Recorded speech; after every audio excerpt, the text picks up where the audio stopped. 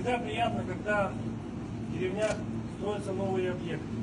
Как уже было сказано, это объект притяжения. Это действительно та точка, куда можно будет прийти любому гражданину, жителям деревни, родственникам, которые к вам приедут.